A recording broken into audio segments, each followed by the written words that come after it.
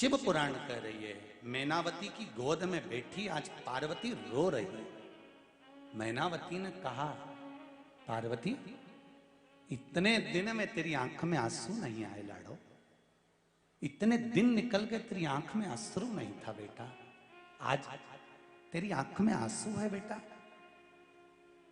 तूने ही तो कहा था कि मैं शिव से विवाह करूंगी, फिर क्यों रोती है लाडो, क्या हो गया बोल। पार्वती जी कहती हैं, माँ ये आंसू शिव से विवाह करे उसके नहीं है माँ, ये आंसू आज मेरा बाबुल मुझसे दूर हो जाएगा उसके हैं। विदा होती हुई बेटी गाड़ी में बैठकर जब जाती है ना, अपने घर का दरवाजा देखती है, माँ इसी घर में पड़ी हूं, पापा मुझे स्कूल छोड़ने जाते थे, मेरे पिता के पास में धन नहीं था, उसने पढ़ाया है माँ, मुझे लेकर गए। माँ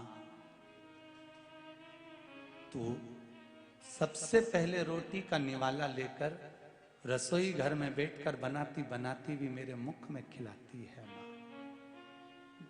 बेटी रोती इसलिए है माँ, शादी होने के बाद जब वो चली जाती है ससुराल, सब भोजन करके चले जाते हैं पर उससे कोई पूछने वाला नहीं होता कि तूने खाना खाया कि नहीं खाया।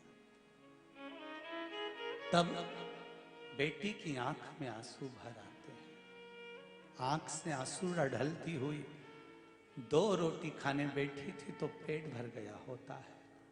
पानी पीकर उठकर अपनी माँ को याद करती है, पापा को याद करती है।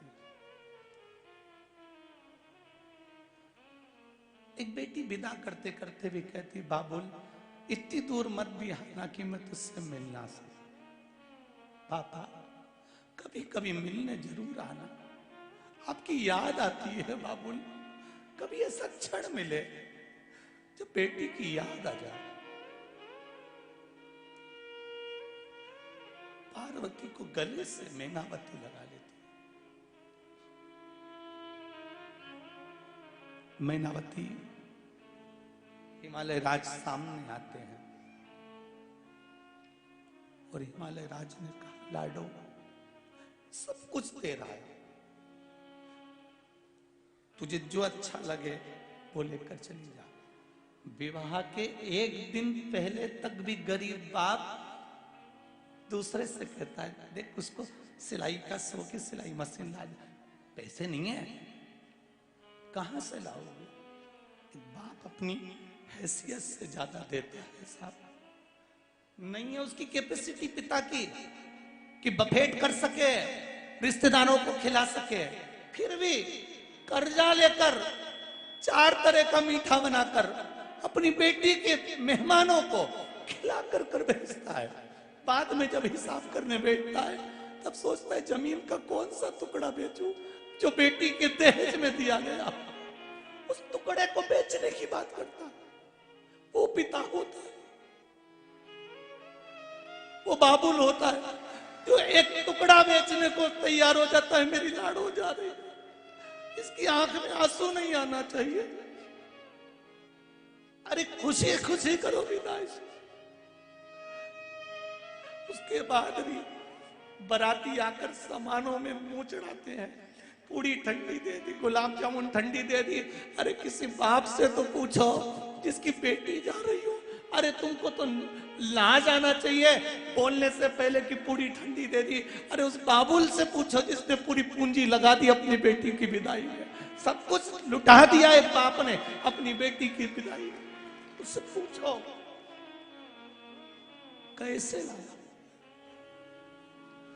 हिमालय राज गले लग गया, बेटी जा रही, बेटी की विदाई, बाबुल भी रोए, बेटी भी रोए, माँ के कलेजे के टुकड़े भी रोए, कैसा जुलम है हाय हर जाई, कोई जन्म दे को। माँ का दिल कितना प्रबल होगा। हर त्योहार पर बेटी की याद आती है और कहती है, अपने बेटे से कहती है जीजी के घर चले जा, बहन के यहाँ चले जा।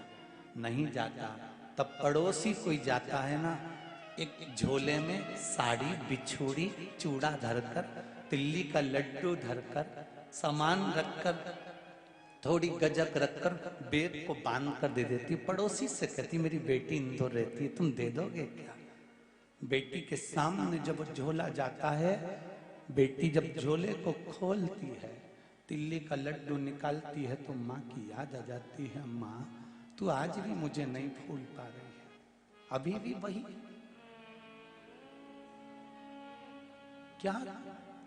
और बेटी कोई जो झोला देने जाता है ना, उससे कुछ नहीं पूछती, एक ही शब्द पूछती है, मेरे पापा कैसे। तो माँ की भी नहीं पूछती। मेरे पिता को शुगर है, मेरे पिता को बीपी है, थोड़ा ध्यान रखना। घर पे कह देना भैया से, मम्मी को बोलना थोड़ा ध्यान देना, उनका स्वास्थ्य ठीक नहीं है, बुजुर्ग हो चुके हैं, बहुत बुजुर्ग। यहाँ बूढ़ी से बूढ़ी माताएं बैठी हैं, ऐसी कोई माँ नहीं होगी जिसको मायके की याद नहीं आती होगी। भले बूढ़ी हो गई फिर भी मायका बड़ा याद आता है। अंतिम क्षण तक माता पिता जब तक जिंदा हैं तब तक मायका है साहब, और जिस दिन माँ बाप चले गए मायका सीताराम हो जाता है कि अब यहाँ कुछ भी नहीं, अब कुछ बच्चा नहीं है यहाँ पर, यहाँ से सब समाप्त हो।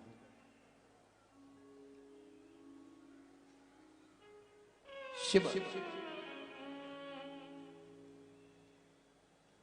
बस स्नेह है आपका, प्रेम, करुणा, वात्सल्यता जीवन का सुख दे तो समझ लो कि वो जीवन का एक आनंद है।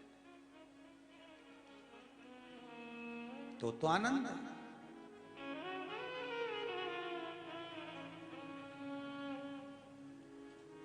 महाराज